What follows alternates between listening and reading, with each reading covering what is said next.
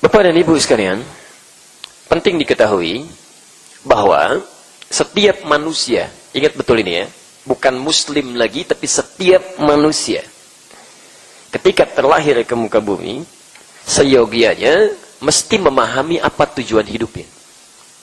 Apalagi orang Islam. Jadi jangan sampai ada orang Islam, ya terlebih teman-teman yang hadir dalam kesempatan saat ini, ya sudah berkumpul di rumah Allah ini, yang ketika terlahir menjalani kehidupan, kita tidak paham sebetulnya kehidupan kita itu untuk apa. Mau kemana hidup ini, kan? Mau diarahkan kemana, apa yang mau kita capai. Nah, karena itulah kemudian, ketika kita terlahir dengan serta-merta kelahiran kita, Allah sudah menegaskan arah hidup kita itu mesti ke sini. Di antaranya, terdapat di Quran surah ke-51, ayat 56. InsyaAllah kita hafal ayatnya. وَمَا خَلَقْتُ الْجِنَّ وَالْإِنسَ إِلَّا لِيَعْبُدُونَ. Perhatikan cara menerjemahkannya. Dan tidaklah aku ciptakan jin dan manusia itu kecuali supaya mereka menjadikan, perhatikan cara menerjemahkannya, supaya mereka semua menjadikan seluruh aktivitasnya sebagai ibadah kepadaku. Ya, awas hati-hati ya. Lihat cara menerjemahkannya. Kecuali supaya mereka semua menjadikan seluruh aktivitasnya sebagai ibadah kepadaku. Jadi kata Allah, tujuan hidup kita itu nggak ada yang lain kecuali cuma ibadah. Awas ya, hati-hati.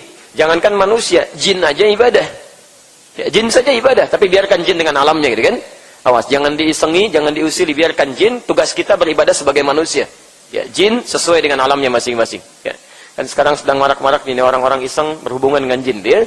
Itu biarkan, tidak usah banyak dipikirkan. Itu sudah ada di Quran, jadi jangan aneh gitu ya. Tugas kita cuma menghindarinya saja. Quran surah ke-72 ayat ke-6 ya. Quran surah 72 Al-Jinn ayat yang ke-6. Wa annahu kana rijalun minal insi ya'udzuna birijalin minal jinni fazaduhum rahaqa. Ya, masyaallah. Sungguh ada sementara kalangan manusia yang berkolaborasi minta bantuan kepada jin dalam mengentaskan persoalannya, namun ternyata jin itu tidak membawa solusi melainkan hanya kesengsaraan semata. Ingat betul ini ya. Kalau ada orang berinteraksi dengan jin, minta bantuan dalam kehidupannya, awas, kata Quran, perhatikan betul, kata Quran, jin itu tidak akan memberikan solusi. Hanya mengundang masalah. Ya.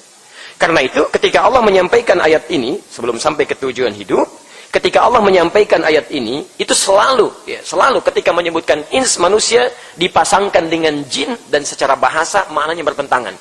Ya. Di secara bahasa pun nggak bisa nyambung. Ya, tidak bisa nyambung. Saya beri contoh.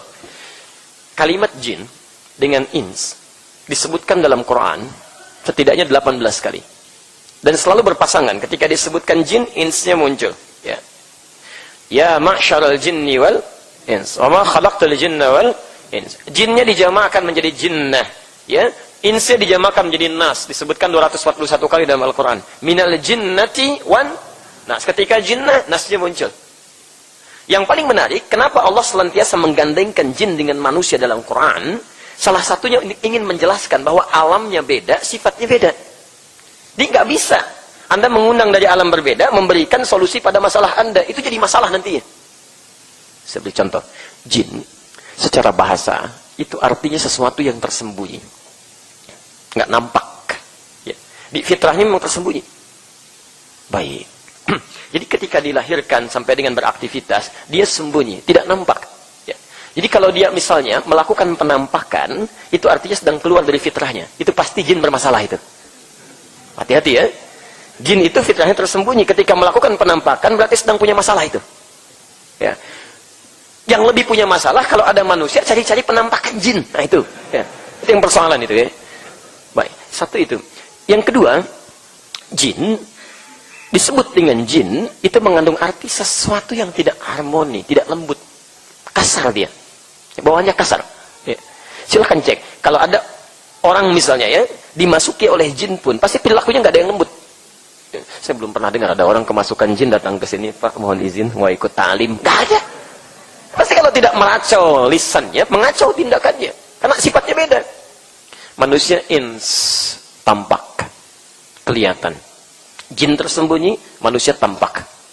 Ingat, ketika dilahirkan oleh ibundanya tampak bagaimana parasnya, keadaannya, dirinya, tangisannya. Belum pernah ditemukan ada seorang ibu melahirkan anak, anaknya nggak ada tapi nangis. Ya, gitu kan? Pasti nampak gitu. Ya. Jadi kalau ada manusia yang kemudian mencoba untuk sembunyi-sembunyi pada yang tidak wajar, sulit tampak, itu pasti sedang keluar dari persoalan hidup fitrahnya. Keluar dari fitrahnya. Ya. Masuk ke rumah, sembunyi-sembunyi, ada pintu depan lewat jendela, gitu kan? Masuk ke masjid, sembunyi-sembunyi, orang saf udah ke depan, di mojok-mojok. Itu pasti manusia sedang punya masalah. Betul, keluar dari fitnahnya. Ya. Sama, jin kasar, ins lembut. Manusia itu lembut. Lembut, saking lembutnya, Masya Allah, ketika baru dilahirkan, disayang-sayang, dipeluk oleh siapapun, dan sebagainya. Saking lembutnya. Jadi kalau kemudian dia tumbuh, menjadi kasar lisannya, kasar perilakunya, kasar tangannya, ada yang salah dalam kehidupannya. Ada yang salah. Nah, teman-teman sekalian, untuk menjadikan fitrah kemanusiaan itu hadir dalam konteksnya, maka Allah arahkan, hidup kita ini mesti ibadah. Makannya ibadah, minumnya ibadah, tidurnya ibadah, kerjanya ibadah, segalanya. Segalanya, pelan-pelan ya. Awas hati-hati. Coba cek lagi dari sekian kehidupan kita, yang seharusnya menjadi ibadah, berapa yang menyimpang dari ketentuan itu. Dari bangun tidur, sampai tidur kembali. Karena itu, tidak pernah ditemukan seluruh aktivitas kita sebagai muslim agar aktivitasnya menjadi ibadah, kecuali selalu bersanding dengan doa. Silahkan cek. Bangun tidur, kita ada doanya? Umat lain belum tentu. Makan, kita ada doanya. Berpakaian, ada doanya. Minum, ada doanya. Masuk masjid, ada doanya. Bahkan diatur, kaki mana yang masuk, kaki mana untuk keluar. Ke toilet saja, ada doanya. Umat lain belum tentu.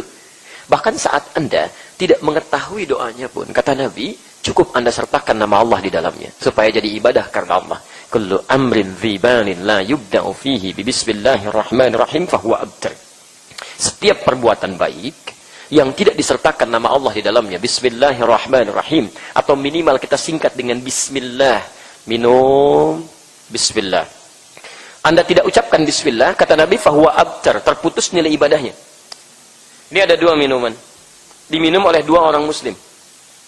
A, B. Yang A ketika minum mengucapkan bismillah. Yang ini tidak. Fungsi minuman itu menghilangkan haus. Jadi saat minum keduanya akan hilang hausnya.